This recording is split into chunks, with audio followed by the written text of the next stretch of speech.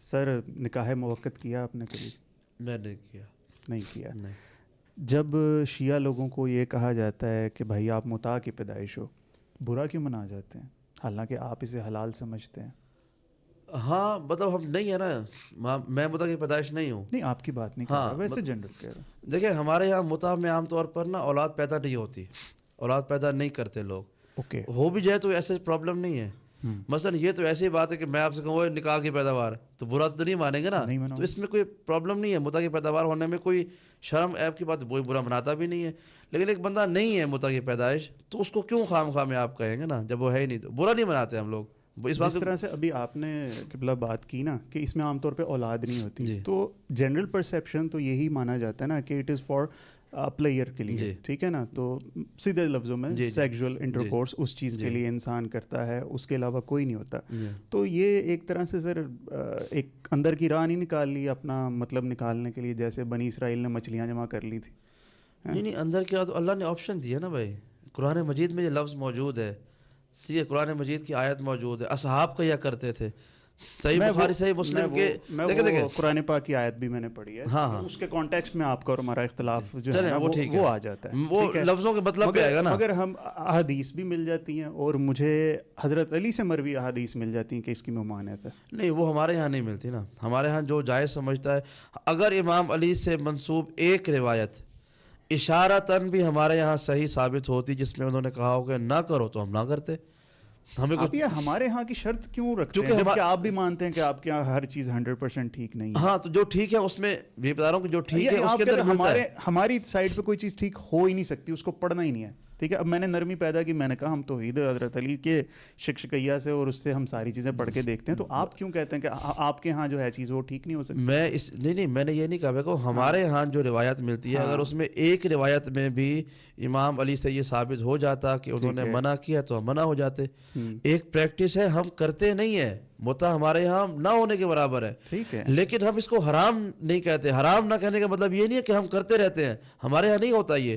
لیکن ایک چیز ایگزسٹ کرتی ہے تو کرتی ہے. ہمارے یہاں اصحاب رسول سے تو بڑھ کر کوئی دیندار نہیں ہے نا. صحیح بخاری اور مسلم کی روایت ہے، جابر بن عبداللہ انصاری متع کیا کرتے تھے. حضرت ابو بکر کی بیٹی اسما نے متع کیا. روایت اہل سنت کی روایت میں موجود ہے. اب ہر چیز کو یہ کہہ دینا کہ بھئی ہم مانتے نہیں ہیں، معتبر نہیں ہے، تو یہ تو غلط بات ہے نا. ائمہ کرام نے کیا کہیں کسی ائمہ نے شاید کیا، میرے علم میں اس وقت بالضبط کوئی حوالہ ریفرنس نہیں ہے. لیکن ائمہ سے اقوال موجود ہیں جس میں انہوں نے اس کے احکامات بتائے ہیں، شرائط بتائی ہیں، جس کا مطلب ہے ان کے نزدیک اگر ہسٹری میں اس طرح کی ایک بات مل جاتی، چونکہ قرآن پاک میں اس طرح کی بات اگر ممانعت کی آپ کو ایک ریلے آف ڈاؤٹ مل جاتا ہے تو آپ کیوں قائل ہیں اس چیز کے کہ یار یہ چیز ہے؟ قرآن پاک میں کوئی ڈاؤٹ والی بات ہی نہیں ہے. کہاں ہے اس کی ایکسپلینیشن میں فرق آ جاتا ہے نا. بھائی اصحاب کا عمل حجت ہے آپ کے لیے اور ہمارے لیے. حضرت جابر بن عبداللہ انصاری قول ہے، دونوں شیعہ سنی دونوں کے ہاں یہ صحابی معتبر مانے جاتے ہیں. ٹھیک ہے، ہمارا دین اس پہ سٹینڈ کرتا ہے. وہ کہتے ہیں کہ ہم نے اونٹوں کھجوروں کے مٹھی کے عوض متع کیا.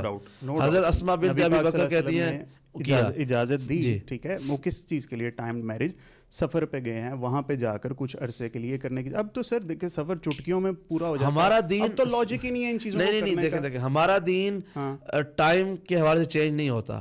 ہمارا دین وہ جو الگ رسول نے دے دیا ہمیں. وقت کے ساتھ ساتھ چیزیں بدلتی ہیں کہ نہیں بدلتی؟ چیزیں بدلتی ہیں، احکامات چینج نہیں ہو سکتے. بھائی قصر کی نماز قصر کرنا، وہ 4 کو 2 کر دینا اس زمانے میں بھی تھا، آج بھی ہے. تو یہ کیوں نہیں چینج کر رہا؟ آج بھی ہم جھوم کے پہنچ جاتے اسلام آباد 4 گھنٹے میں، ہم جائیں گے لیکن پڑھیں گے قصر نماز وہاں پر. اس زمانے میں اونٹ پہ جاتے ہو آپ 2 دن لگ جاتے ہیں آپ کو.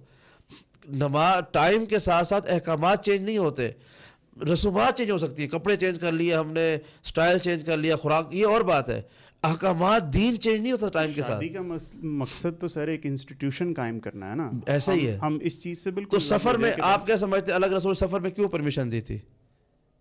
نہیں اس سے تو اسی لیے دی تھی نا کہ وہ جو ایک لسٹ یا فزیکل سیٹسفیکشن اسی کے لیے دی ہوگی نا سفر میں. اس لیے کیونکہ اس وقت سر سہارا ڈیزرٹ، گوبی ڈیزرٹ، اتنے ڈیزرٹ پار کر کے سال بعد نہیں پرمیشن کیوں دی تھی؟ چلیں پرمیشن کیوں دی؟ اسی لیے کہ اتنے لمبے وقت کے لیے انسان کے لیے اپنی شہوت کو کنٹرول کرنا فزیکلی پاسبل. دیکھیں میں آپ کو مثال دوں، میں چلا جاتا ہوں کام کرنے کے لیے 2 سال کے ویزے پر کسی پاکستانی ایمبیسی، UN مشن میں چلا جاتا ہوں افریقہ، بیوی میری یہاں پر ہے، 2 سال میں وہاں کیا کروں اب میں؟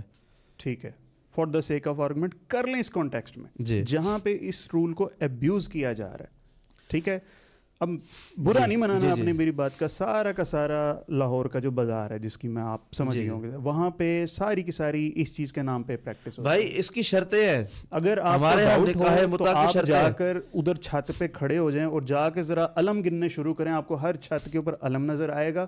وہ زیادہ تر میجورٹی اہل تشیع میں سے اور وہ اسی چیز کو ابیوز کر کے اہل تشیع میں سے نہیں ہے. پہلی بات آپ جائیں نا, ہاں بتاؤ علم نیچے لوگ آ کے سنیں ہمارے دوست ہیں وہ کراچی میں رہتے ہیں نا, انہوں نے اپنے گھروں کے نیم پلیٹ پر وہ آرمی کے اپنے کسی دور قسم کا میجر فلاں کا گھر ہے یہ, کیوں تاکہ یہاں پر کوئی غنڈہ گردی نہ ہو, بدماشی نہ ہو. وہ کوئی تعلق بھی نہیں ہوگا آرمی کے ساتھ, بس وہ ان کے بہن کے فلاں کے دور کے سسائی رشتہ دار ہوں گے, میجر صاحب اس کا نام لکھ دیا تاکہ چور و چکے یہاں پر نہ آئیں, محفوظ ہو جائیں. یہ جو علم لگا کر یہ دو تخریب کاری کر رہے ہیں اسے اس لیے پتہ ہے کہ اگر کوئی آگے کہہ دے کہ متا کر رہے ہیں ہمارے یہاں جائز ہے. ایسا نہیں ہے. آدھا پاکستان رمضان کے زمانے میں رمضان میں شیعہ ہو جاتا ہے زکوٰۃ بچانے کے لیے. آپ میرے ساتھ چلیں, واللہ باللہ کہہ رہا ہوں, میں آپ کو ریکارڈ دکھا سکتا ہوں کہ وہ لوگ کہ جن کے تعلقات تکفیریوں کے ساتھ ہیں ان کے ساتھ بیٹھ کر وہ شیعوں کے خلاف کانفرنسز کرتے تھے, یہاں بینک میں جمع کر دیتے کہ جی ہم شیعہ ہم سے زکوٰۃ نہ کاٹی جائے. کیوں؟ ان کو پتہ ہے کہ ہمارے مذہب میں زکوٰۃ نہیں کاٹی جاتی بینکوں سے, تو وہ شیعہ بن جاتے ہیں. تو علم لگانے کا مطلب یہ نہیں ہے کہ وہ شیعہ ہے. انہوں نے ایک زکوٰۃ دینے سے یہ نہیں بندہ ہوتا کہ بندہ شیعہ ہو جاتا ہے. وہ ضیاء الحق کا رول تھا نا, وہ بینکوں میں رول بنا ہوا ہے اس لیے کہ ہمیں حکومت پہ ٹرسٹ نہیں ہے, وہ اس اندر سے ٹھیک ہے جو بھی ہے ہم اپنے طور پہ دیتے ہیں. تو کیا کرتے ہیں, اس کا یہ مطلب نہیں کہ ہم شیعہ ہو جاتے ہیں. سرٹیفکیٹ آتا ہے نا شیعہ, ہم شیعہ ہم زکوٰۃ نہیں دیتے, یہ سرٹیفکیٹ لکھا ہوتا ہے کہ فلاں بندہ شیعہ. ایسا کہاں ہوتا ہے نا بھائی, آپ انفارمیشن لیں. رمضان سے پہلے, ابھی رمضان آ رہا ہے نا, آپ کسی بینک کے کلیگ سے رابطہ کریں, ان سے کہ یار نیا اکاؤنٹ کھولے, کتنے زکوٰۃ کاٹی جا رہی ہے.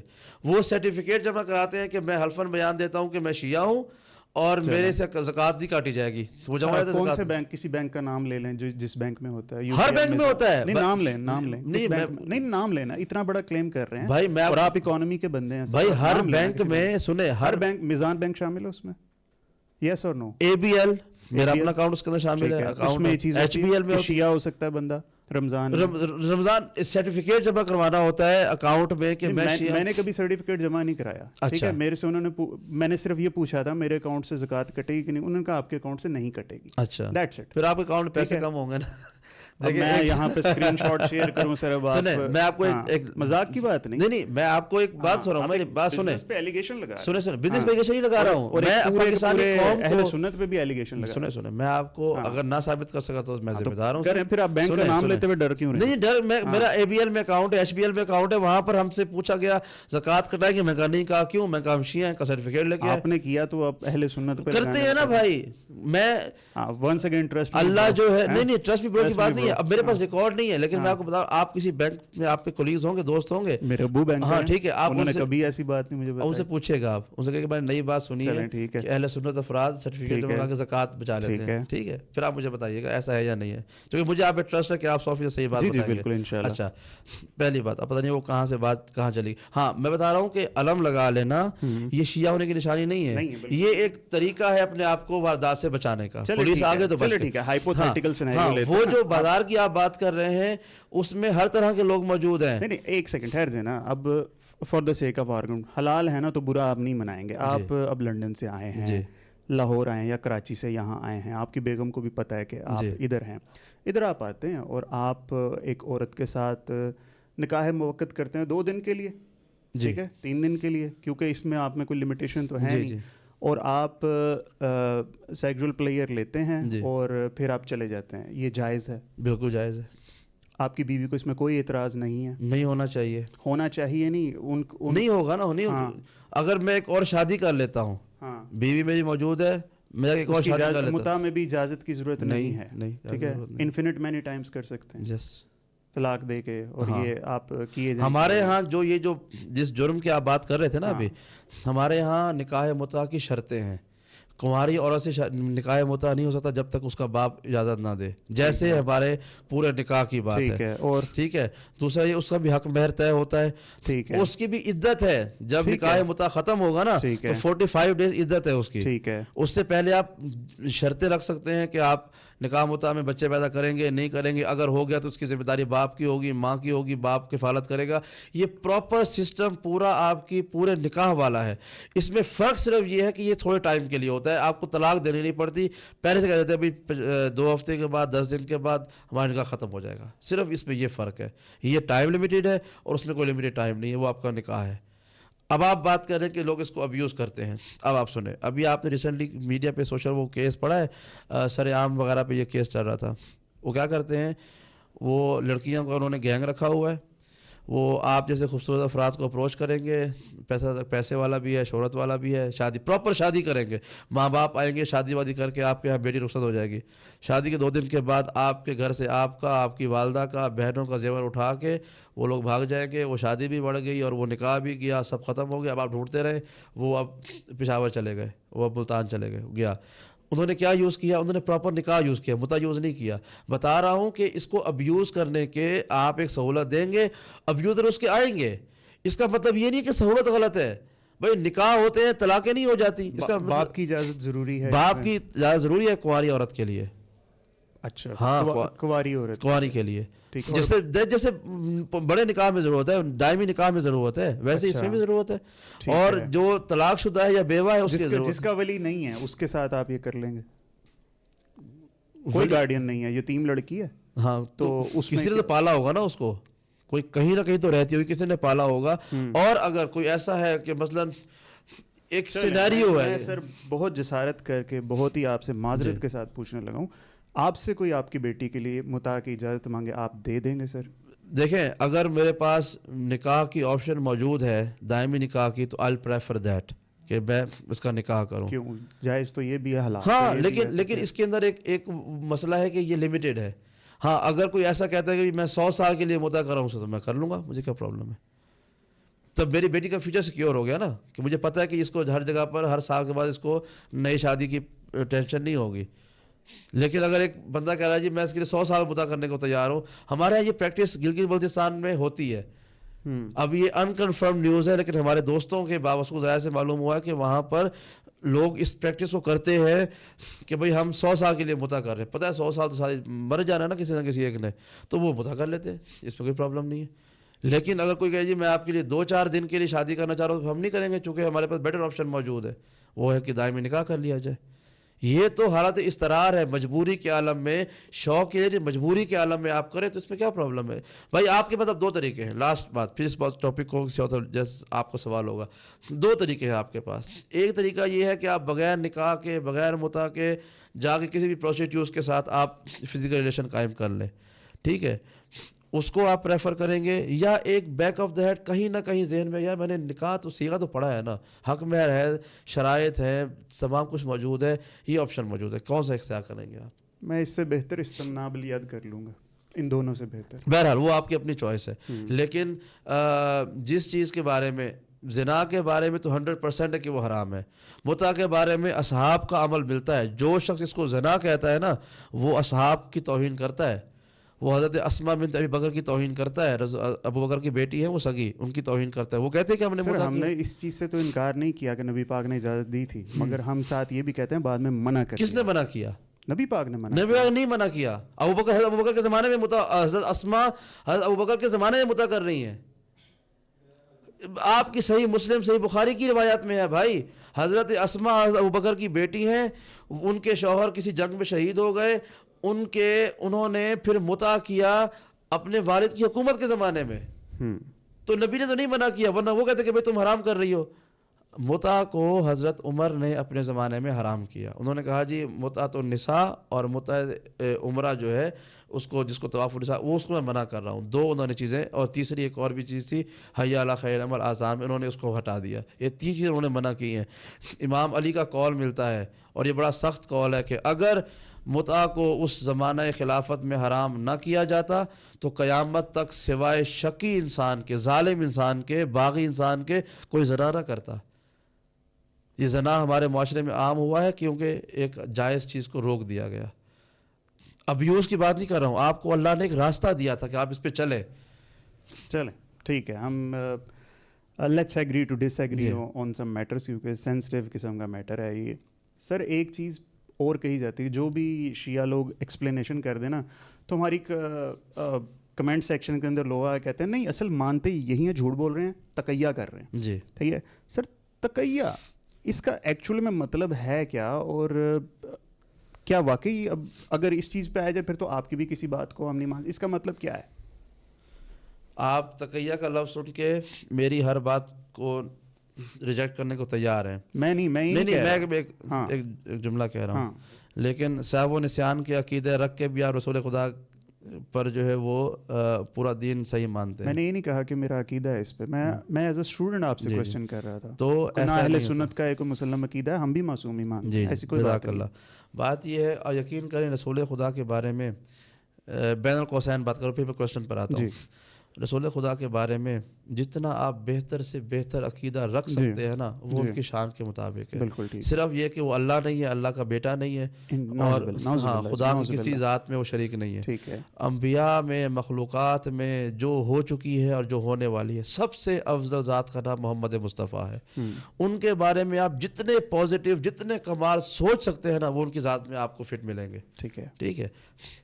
اچھا, اب بات ہے تقیہ کی. تقیہ یہ ہے کہ اپنی, اس کی ڈیفینیشن سنیں, اپنی جان اور مال, عزت و آبرو کی حفاظت کے لیے, یا اپنے ارد گرد کے مومنین کی, مسلمانوں کی عزت و آبرو کی حفاظت کے لیے, اپنے اصلی عقیدے کو چھپا کر ایسی بات کرنا جو آپ دل سے نہ مانتے ہوں, یہ تقیہ کہلاتا ہے. یا ایسے لفظوں کا استعمال کرنا کہ جو حقیقت پر ہوں لیکن سامنے والا اس سے کچھ اور مطلب سمجھے. مثلاً اللہ کے رسول, اللہ کے نبی حضرت ابراہیم کا واقعہ قرآن مجید میں موجود ہے. تفسیر دیکھیں, وہ جناب سارہ کو لے کے جا رہے تھے سفر میں, ان کی قوم نے کہا کہ بھائی یہ بھاگ رہا ہے, بیوی بچوں کو لے کے, پکڑ کے مار دو اس کو. تو حضرت سارہ ان کی زوجہ تھیں, وہ بیٹھی ہوئی تھی اونٹ کے اندر, ہماری میں پردے کے اندر.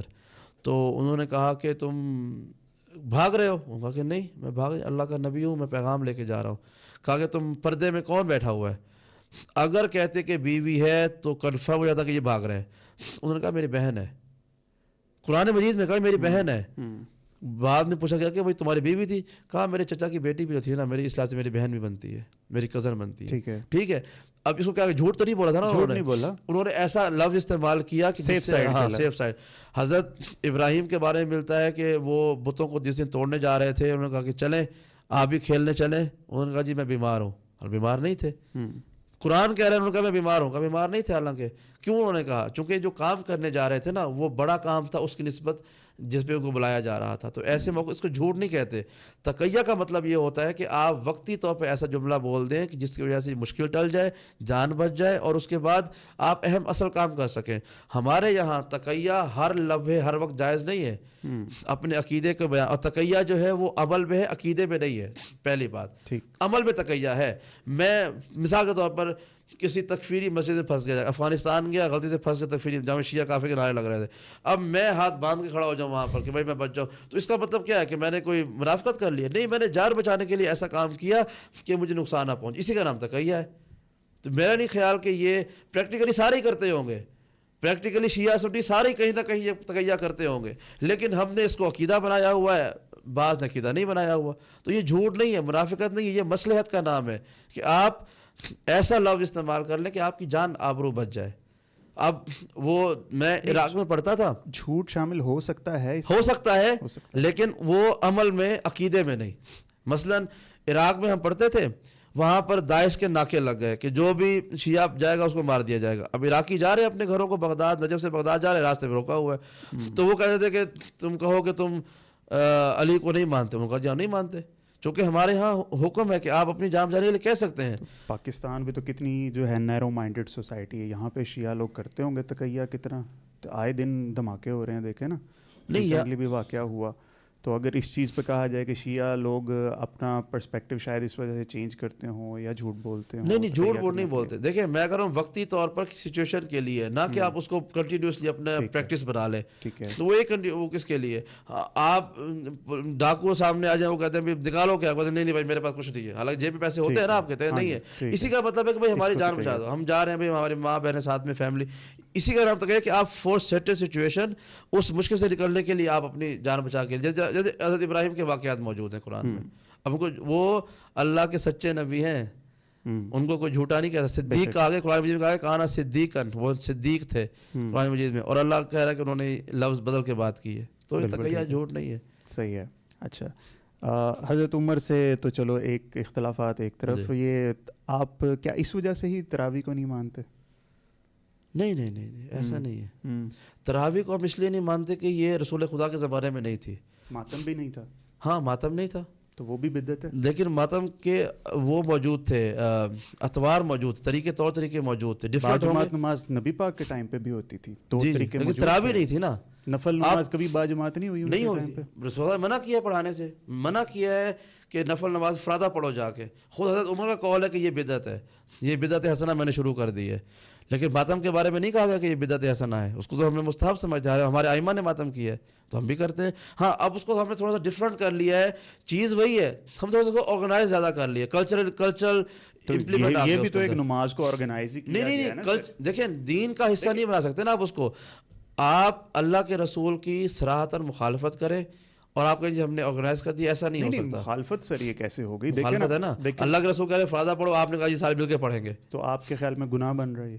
میں اس پہ کچھ نہیں کہتا ہوں. کیوں نہیں؟ ہاں اگر آپ بدعت ہے, ہاں مخالفت ہے تو ٹھیک ہے, مخالفت تو گناہ ہے, بالکل تراویح پڑھنا گناہ ہے. سیدھا بولے نا سر, ڈر کیوں رہے ہیں آپ؟ نہیں میں ڈر نہیں رہا ہوں, میں نہیں تقیہ نہیں, میں لفظ ڈھونڈ رہا ہوں کہ جو اس بات کو سیٹسفائی کر سکے, ٹھیک ہے, ایڈریس کر سکے. بات یہ ہے کہ ایک چیز دین کا حصہ نہیں ہے, آپ نے اس کو دین کا حصہ بنا دیا, ٹھیک ہے, اور اختلاف ہو رہا ہے آج تک بھی کہ 8 رکعت ہے یا 11 ہے یا 20 رکعت کا بھی اختلاف چل رہا ہے. ٹھیک ہے, ہمارے یہاں ماتم کی اس سے قیاس ہو نہیں سکتا, کیونکہ ماتم ہمارے یہاں موجود ہے. حضرت عائشہ کا ماتم موجود ہے, امیر حمزہ کی شہادت پر رسول خدا کا ماتم موجود ہے. منہ پہ ہاتھ صرف اس طرح مارنے کو آپ ماتم بنا لیتے ہیں, اس کو کیا لفظ استعمال کریں گے؟ نہیں, ماتم پیٹنا وہ پیٹنا کچھ اور ہوتا ہے. منہ پہ ایک دفعہ ہاتھ مارا, بالکل موجود ہے. اب اس چیز کو آپ زبردستی ماتم رونے پر اللہ کے رسول نے کہا مدینے کے, کبھی ایسے کر دیتا ہوں تو اس چیز کو نہیں ریگریٹ نہیں, سنیں غم میں ریگریٹ کر, غم بنانا, غم کرنا اور کسی غلطی پر ریگریٹ کرنا, اس میں بڑا فرق ہے. ہمارے ہاں غموں پر ماتم ہوتا ہے, غلطی پہ ریگریٹ نہیں کرتے ہم لوگ. ہمارے یہاں یہ طریقہ ہے, اللہ کے رسول نے جب حضرت حمزہ شہید ہوئے احد میں, تو آپ نے کہا کہ مدینے کی عورتوں سے کہو جا کے حمزہ کے گھر ماتم کرے, شور کرے, روئے, حمزہ پر روئے, کیونکہ ان پہ رونے والا نہیں تھا, ان کی اولاد مکے میں تھی, نہیں تھے. تو کہا کہ آپ ان پر ماتم کریں. تو عورتیں گئیں, انہوں نے شور و شین کیا. عربوں میں کیسے ہوتا ہے بھلا؟ عربوں میں 2 طریقے, عورتیں جو ہے نا وہ یوں ماتم کرتی ہیں اپنے بازوؤں پر, علیحدہ ماتم ہو رہا تھا, آپ نے آرگنائز کر لیا. ہاں ہم نے پہلے علیحدہ نماز ہو رہی تھی, ہم نے آرگنائز کر لیا. نہیں, حکم کا فرق ہے نا. وہاں پر کہا کہ عورتوں سے کہو, عورتوں کے جتھے گئے, عورتوں کے جتھے گئے, انہوں نے ماتم کیا. ہم نے آرگنائز سے مطلب یہ ہے کہ پہلے امام نے اپنے گھر میں کیا, جو لوگ موجود تھے انہوں نے کر لیا. اب وہ جیسے بھی کیا, بیٹھ کے کیا, کھڑے ہوئے کیا, اور بات ہے. ہمارے یہاں کلچرل یہ چیز آ گئی. میں آپ کو آج بھی کہہ رہا ہوں, یہ کھڑے ہو کے ہلکے بنا کے قمیض اتار کے یہ سب کرنا, یہ واجبات میں سے نہیں ہے. یہ جو کرے, بات یہ ہے, یہ ڈبل سٹینڈرڈز ہیں, کیونکہ آپ کے ہاں بدعتوں کا طوفان ہے. شبیہ زلجنا اس ٹائم پہ نہیں تھی, آپ لوگوں نے بنا لی, ٹھیک ہے. جو کچھ ہمارے دین کا حصہ ہے, جو نہیں بنا ہم اس کو کیا کہتے ہیں, ہم اس پہ اختلاف کرتے ہیں کہ گھوڑا سفید ہو یا کالا ہو. نہیں, آپ اسے کیا تکفیر کر دیتے ہیں اس کی جو نہیں مانتا. نہیں بھائی, آپ کے یہاں تراویح کی, بھائی سنیں, آپ کے یہاں تراویح کی حرکتوں پر اختلاف ہے, 8 ہے یا 20 ہے, جو نہیں مانتا آپ کہتے ہیں فلاں فتوے کے امام کے نزدیک وہ. کس نے کہا؟ میں آپ کو ریسرچ بتا رہا ہوں. کافر ہو جائے گا وہ. نہیں, آپ یہ نماز کی اگر اختلاف ہو تو تکفیر کر دیں گے ہم کسی کی. جو بندہ 8 پڑھ رہا ہے, ایک امام کہہ رہا ہے کہ یہ غلط پڑھ رہا ہے, اچھا 20 ہونے چاہیے, ٹھیک ہے. جو 8 والے ہیں وہ کہہ رہے ہیں جو 20 پڑھ رہے ہیں وہ غلط کہہ رہے ہیں, ٹھیک ہے. تو آپ ان دونوں کا تقابل نہیں کروائیں. اس کے اوپر اتنی فقہی بحثیں ہو چکی ہیں تراویح کے بارے میں کہ اس کے احکامات آ چکے ہوئے ہیں. عزاداری تو میں آج بھی کہہ رہا ہوں کہ مستحب کام ہے. میرے گھر پہ ذوالجناح نہیں ہے, میں نے کبھی ذوالجناح نکالا ہے نا, بدعت ہے. نہیں کیوں بدعت ہے؟ لیکن ہم نبی پاک کے زمانے میں نہیں تھیں یہ چیزیں, نہ تعزیہ بنتے تھے. پھر نبی زمانے پوڈ کاسٹ بھی نہیں تھا. ہاں تو پھر میں پوڈ کاسٹ کو دین کا حصہ نہیں کہہ رہا, تو میں بھی یہ کہہ رہا ہوں. دیکھیں نتائج اور ذرائع میں تھوڑا فرق آپ کریں. یہ میں بھی تبلیغ کر رہا ہوں, یہ ناجائز نہیں کسی حساب. ہاں تو وہ ذرا بھی تبلیغ کا ذریعہ ہے, لیکن اس کو منع نہیں کیا گیا. نماز ہم پڑھ رہے ہیں ایک جائز, جس سے منع کیا. دیکھیں منع کرنا, ما آتاکم الرسول فخذوہ وما نہاکم عنہ فانتہوا, جو رسول نے دیا وہ لو, جس سے منع کیا اس سے منع ہو جاؤ. منع کتا کھانے سے بھی نہیں کیا گیا ہمیں, ہم کھا لیں گے. اب بتائیں. منع کیا گیا نا, بہت سی چیزیں ہیں, اتنی زیادہ اسپیشیز ہیں جن کو کھانے سے منع. نہیں نشانیاں بتا دیں گے نا کون سی کھا سکتے کون سی نہیں کھا سکتے. اب یہ تراویح کو کتے کے ساتھ تو آپ ملا سکتے ہیں, میں نہیں ملا سکتا. میں کیا کہہ رہا ہوں, میری بات رول اصول کی بات, میری بات سنیں. قرآن مجید کا اصول ہے جس سے رسول منع کریں اس سے منع ہو جاؤ, ٹھیک ہے, اللہ اور جو دیں اس سے لے لو. اللہ کے رسول نے اگر اپنے زمانے میں تراویح کی نماز کو جماعت سے کروایا ہوتا تو ہم کرتے, ہمیں کیا پرابلم ہے, نماز ہی ہے نا. میں آپ کو ایک اور بات بتاؤں گا, ابھی کمپلیٹ کر لوں. یا اللہ کے رسول نے ہوتے ہوئے دیکھی ہو اور خاموش ہو گئے ہوں, ڈزنٹ میٹر, ٹھیک ہے. رسول خدا کے زمانے میں با جماعت نہیں ہوتی تھی, حضرت ابوبکر کے زمانے میں با جماعت نہیں ہوتی تھی, حضرت عمر کے زمانے میں بھی آدھا دور حکومت میں با جماعت نہیں ہوتی تھی. ایک دفعہ ایسا ہوا کہ وہ رات میں نکلے, انہوں نے دیکھا کہ مسجد میں لوگ یہاں وہاں نمازیں پڑھ رہے ہیں.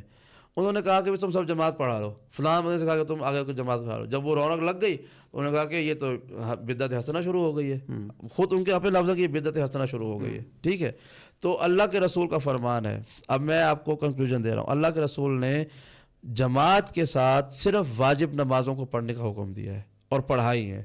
اللہ کے رسول اگر یہ کرا دیتے کہ آپ تراویح کو جماعت کے ساتھ پڑھائیں تو ہم آپ سے زیادہ پڑھ رہے ہوتے.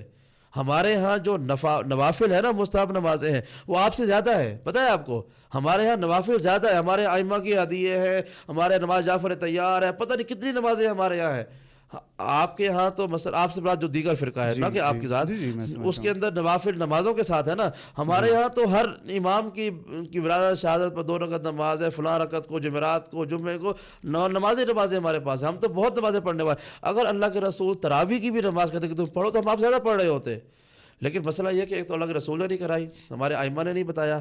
پھر دوسری بات یہ ہے کہ اس کی سٹارٹنگ جب ہوئی ہے تو حضرت عمر نے خود کہا کہ یہ بدعت ہے, بدعت حسنہ کہہ دیا اس کو. بدعت تو بدعت حسنہ ہو یا ضالہ ہو تو اس پر جو ہے سیاح ہو تو بدعت ہے. تو ہم اس لیے نہیں کرتے, ہمارے دین میں شامل نہیں ہوئی یہ چیز, ہمارے ائمہ نے اس کے بارے میں کچھ کہا نہیں ہے. تو برا تو مت کہنا کم از کم. تو ہم یہ کہہ رہے ہیں کہ ہمارے گناہ کے لیول پہ لے گئے. نہیں, ہم تو سمجھانے کی بات کر رہے ہیں, ان کے خلاف ہے, ان کے فرمان کے خلاف ہے. ہاں, فرمان کے خلاف تو ہے تو گناہ ہوا.